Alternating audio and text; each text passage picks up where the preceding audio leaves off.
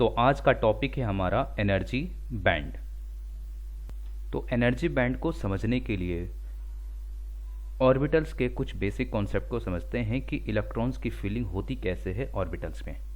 तो इलेक्ट्रॉन्स की जो फीलिंग होती है वो लोअर एनर्जी वाले ऑर्बिटल से हायर एनर्जी वाले ऑर्बिटल की तरफ हम फीलिंग करते हैं, और हर ऑर्बिटल में कितने इलेक्ट्रॉन्स फील कर सकते हैं? मैक्सिमम 2, और अपोजिट स्पिन के साथ। ओके, तो एक एटम में के लिए जो ऑर्बिटल एनर्जी होती है वो डिफरेंट ऑर्बिटल्स की डिफरेंट होती है। 1s की मिनिमम, अब उसके साथ आप 2s, 2p, 3s, 3p इस तरह से इंक्रीजिंग ऑर्डर में होगा।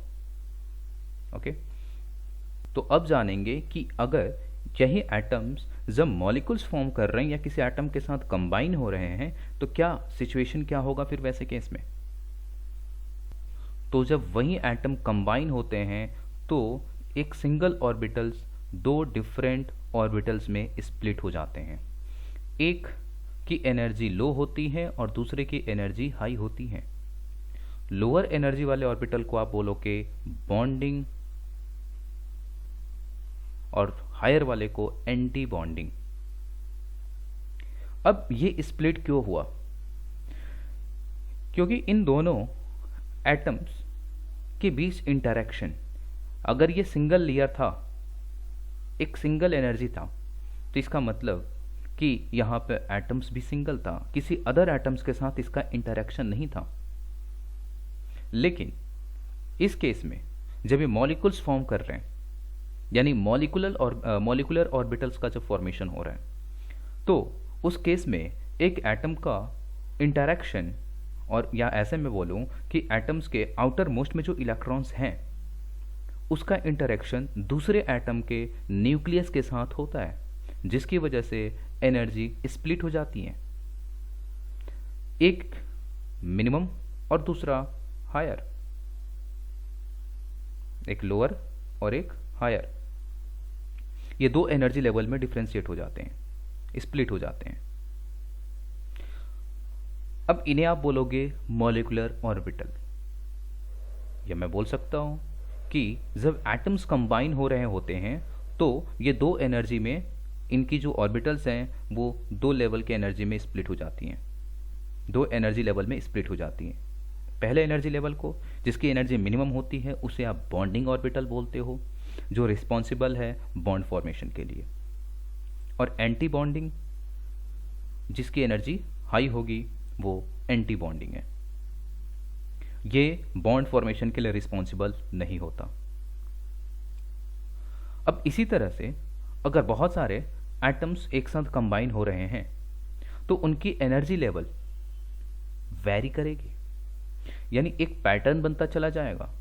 एक सिंगल एटम के लिए आपने देखा कि एक सिंगल लाइन है, एक सिंगल लेयर है, लेकिन अगर वहीं पे बहुत सारे ऑर्बिटल्स कंबाइन हो रहे हैं तो ये इस तरह से कुछ। अब वो डिपेंड करेगा ये लेयर कि कितने कितने एटम्स कंबाइन हैं या कितने एटम्स का इंटरेक्शन है एक पार्टिकुलर रीजन में, उसकी जिसकी वजह से ये जो है एक बैंड को क्रिएट करेगा। ऐसे ही 2s में भी, ऐसे ही 2p में भी।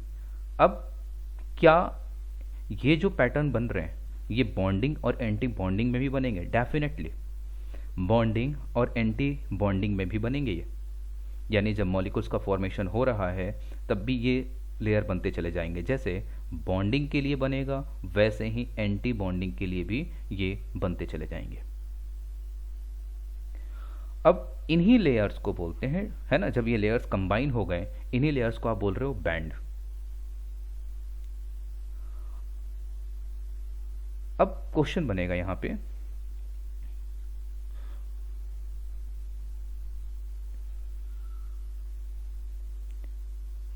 कि इनका कोई नाम भी है। अगर ये कंबाइन फॉर्म में है तो चलो बैंड तो दे दिया, लेकिन जो एंटी बॉन्डिंग वाला है उस एंटी बॉन्डिंग को क्या एंटी बॉन्डिंग बैंड बोलेंगे या इसको बॉन्डिंग बैंड बोलेंगे?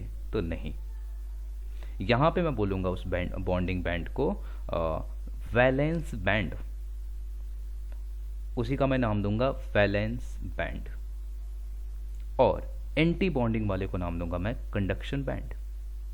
यानी जो एंटी बॉन्डिंग में इलेक्ट्रॉन्स एंटर करेंगे वही इलेक्ट्रॉन्स रिस्पॉन्सिबल होंगे कंडक्शन के लिए, जबकि वैलेंस बैंड वाले इलेक्ट्रॉन्स कंडक्शन के लिए रिस्पॉन्सिबल नहीं होते, वो फ्री ही नहीं होते। ओके